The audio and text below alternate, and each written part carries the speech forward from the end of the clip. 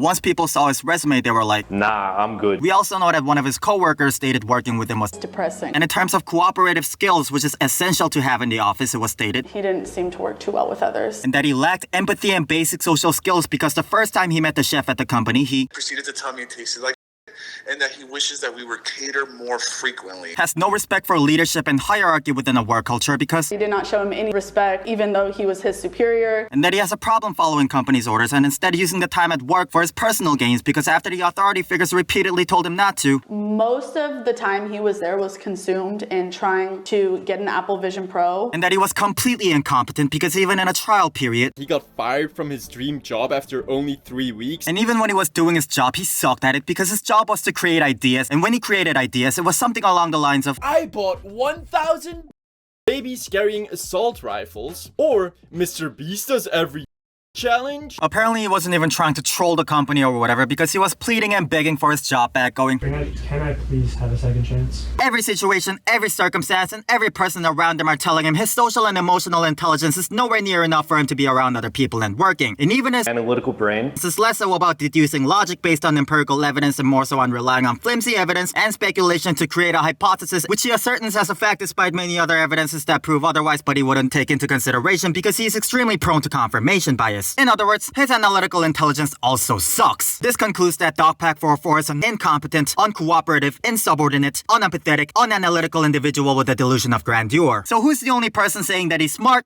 Himself.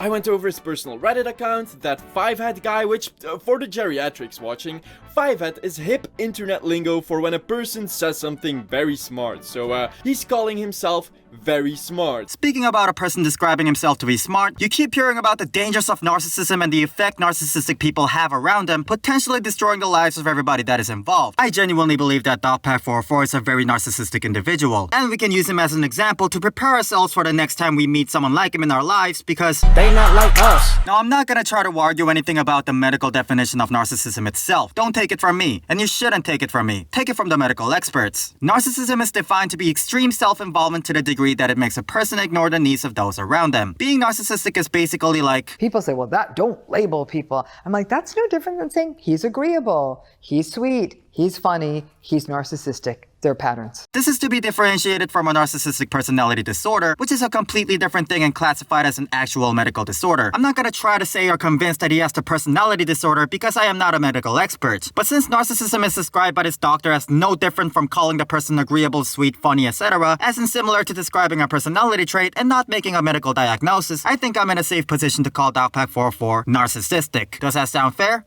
Okay. He seems to have no problems calling the other guy out for having a medical disorder despite having no relevant medical expertise though. Here's the thing about narcissism that you have to understand, that it is misunderstood and it is absolutely destroying people. And despite there being many types of narcissists, in all narcissism, we tend to see a lack of empathy. DogPack doesn't give a about who or what he uses or whose life he ruins just to push his own narrative, and it's disgusting. It was not to my knowledge that I was being recorded. Then the next thing you know, 2 weeks later, DogPack releases like a 12 million view video. To say that it hasn't hurt me financially would be just a lie. You know, mentally, I was manic and crazy for about a month and a half trying to just watch relationships like fall through my fingers. You know, I lost someone that like was pretty close to me as well. All because of a call that they unconsensually recorded. A lack of empathy. A 58-year-old man was so confused and getting harassed online to the point he felt that he had to make a TikTok about it. A lack of empathy. But when you're treating finding potential CP in some work chats that you got access to as almost like a let's go moment, we as consumers, we the people watching all of this unfold, we've really got to step back and be like, what's the goal here? Why is this something being talked about so nonchalantly? Grandiosity. I went over his personal Reddit account, that 5-hat guy, which, for the geriatrics watching, 5-hat is hip internet lingo for when a person says something very smart. So, he's calling himself very smart. Grandiosity. He did not show him any respect, even though he was his superior, and he was trying to train him into being a better ideation strategist. Entitlement. Dawson wanted company to buy him Apple Vision Pro. Dawson told his manager to buy it for him because he drove to Greenville instead of letting him fly there, even though they offered a flight in multiple times, and it was agreed beforehand that the manual car drive Dawson insisted on taking instead was not going to be compensated. Dawson went behind both higher-ups and managers' backs to HR and told them, I drove here, didn't use any company funds, I need the Vision Pro or I'm gonna quit. They said no. He messaged a bunch of people in IT via Slack, I need an Apple Vision Pro, I work in ideation, I need it. IT didn't know it was declined, so they bought it. Dawson kept texting and stalking them after the purchase on a daily basis. Is it in yet? Entitlement. Superficiality. I bought 1,000 babies carrying assault rifles, or MrBeast does every challenge. Superficiality.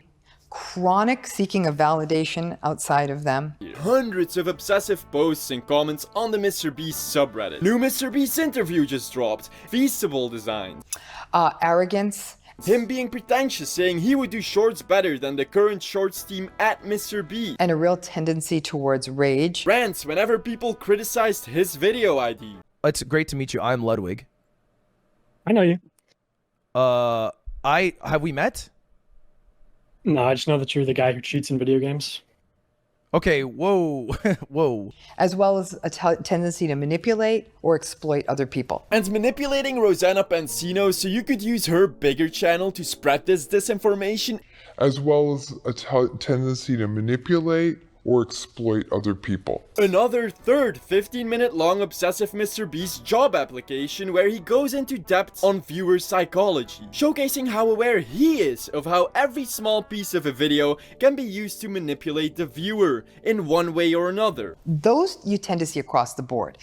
To varying degrees. To varying degrees. Now, you can decide where DogPack404 fits in terms of these varying degrees for yourself, but in my opinion, the degree is so high, it's causing global warming. But when this doctor talks about with what I consider the most severe and problematic narcissistic pattern, and that's the malignant or the toxic narcissist.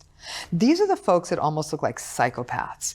They'll exploit other people, they take advantage of other people, they lie, they cheat, they work the system to their advantage. They can often be quite successful. You might wonder, why am I not calling them psychopaths? They can sometimes feel remorse for what they're doing. They're like, this isn't cool, but I just got to get this part done and then I'll make it right. Mm-hmm. Whereas a psychopath wouldn't need to make it right. So there's just a really manipulative, mean-spirited edge to them that can be very unsettling. But when you first meet them, they're extraordinarily charming, extraordinarily charismatic. Alright, but listen, both I and Soggy Cereal were really puzzled by just what motivated DogPack404. Because my plain normie brain told me there can't possibly be a way that a person would do all that, reveal his face, go on a 3-month crusade, actively slandering someone almost on a daily basis, spread what they know for a fact to be misinformation and lies, and actively hinder philanthropy and potentially risk their life and career just for vengeance against the company that fired him. There was one question that just kept bugging me. Why did Dogpack commit such serious defamation and violate his NDA?